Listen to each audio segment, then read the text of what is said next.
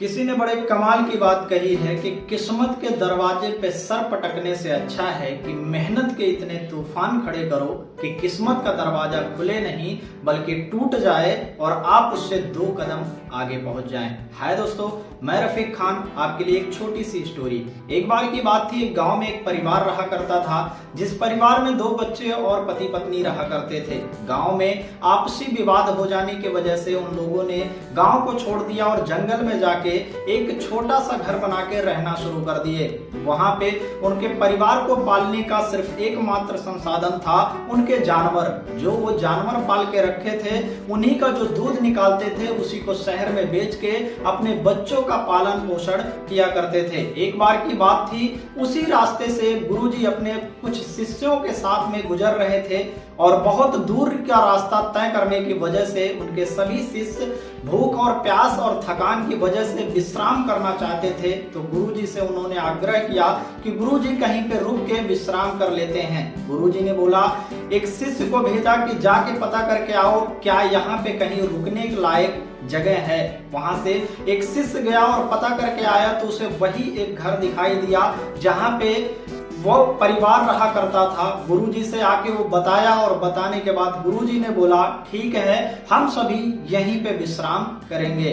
वहां पे सभी लोग पहुंचे और पहुंचने के बाद वो जो परिवार था गुरुजी को देख के बहुत ज्यादा खुश हुआ, बहुत ज्यादा प्रसन्न हुआ।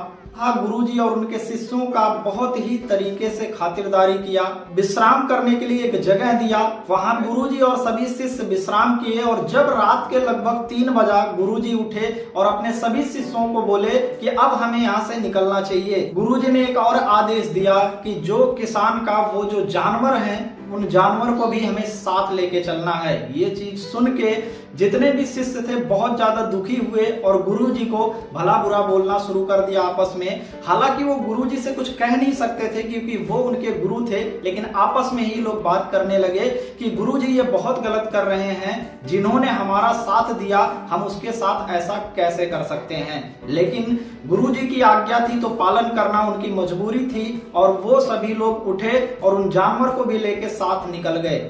उनमें से एक जो शिष्य था उसको बहुत ज्यादा दुख हुआ इस चीज का कि आखिर हम लोगों ने जिसके साथ ये गलत किया है शायद उसका परिवार अब रोड पे आ जाएगा, उसके परिवार को कैसे पालेगा वो। ये सारी चीजें उसको अंदर ही अंदर से बहुत ज्यादा कुरेद रही थी। ये सोचते सोचते दिन महीने में गुजर गया, महीना साल में बदल गया और जब सालों बीत गए तो उसे ऐसा लगा कि शायद हमें उस मजदूर, उस किसान के पास जाना चाहिए और एक बार उसके हालात पता करने चाहिए। उससे रहा नहीं गया और वो फिर से वहां पे पहुंचा। जब वहां पे वो पहुंचा तो देखता क्या है, सारे नजारे बदल चुके हैं। जहां पे एक छोटा सा घर हुआ करता था वो एक आलीशान घर बन के खड़ा हुआ है और साथ ही साथ जो जमीन खाली पड़ी थी वहां पे पूरी तरीके से बाग हो चुके हैं, बहुत सारे फल और फ्रूट्स के पेड़ हैं और साथ ही साथ वहां जो मिट्टी कभी उपजाऊ नहीं थी वहां पे खेती और किसानी भी होने लगी। ये चीज देख के उसे एहसास हुआ कि शायद वो जो परिवार था जिसके साथ हम लोगों ने गलत किया था वो शायद यहाँ से सब कुछ छोड़ छाड़ के चला गया और यहाँ पे कोई और आके रहना शुरू कर दिया। वो बड़ा परेशान और उदास हुआ और जा ही रहा था तब तक अचानक से उसकी नजर एक इंसान पे पड़ी। वो भागता हुआ उसके पास पहुंचा ये उम्मीद लेके कि शायद उससे कुछ जानकारी मिल सके कि जो यहाँ पे कुछ टाइम पहले परिवार रहता था वो आखिर कहाँ गया। वो वहां पे जब पहुंचा तो देख के बड़ा ही आश्चर्यचकित हुआ क्योंकि वो जो इंसान था वो कोई और नहीं बल्कि वही इंसान था जो कभी एक समय पहले उन सभी की मदद की थी। अब ये जो शिष्य था देख के बहुत ज्यादा आश्चर्यचकित हुआ और उससे जानकारी लेना शुरू किया कि आखिर ये सब कैसे हुआ। तो उस किसान ने बताया कि जब आप सभी लोग और गुरुजी हमारे घर पे आए हुए थे तो उस टाइम पे आप लोगों ने तो बिना बताए यहाँ से चले गए और साथ ही साथ जो हमारी जानवर थे जिससे हम परिवार को पाला करते थे वो जानवर भी पता नहीं कहाँ भाग गए।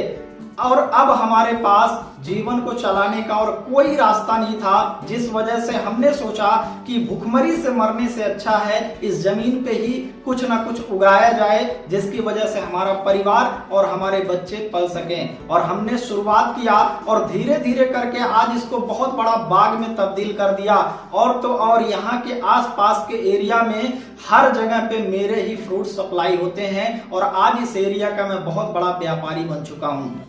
दोस्तों, इस कहानी से हमें क्या सीख मिलती है? इस कहानी से हमें ये सीख मिलती है कि कभी कभी हमारे साथ भी ऐसा होता है कि हम भी कुछ ऐसी चीजें पकड़ के बैठे रहते हैं जहां से हमारी जिंदगी की जो बड़ी कामयाबी होती है वो हम तक नहीं पहुंच पाती है। तो दोस्तों, हमें अपने जीवन से ऐसे जो चीजें हैं निकाल फेंकना है जो हमारी कामयाबी, हमारे बड़े सपने को पूरा करने से रोकती है।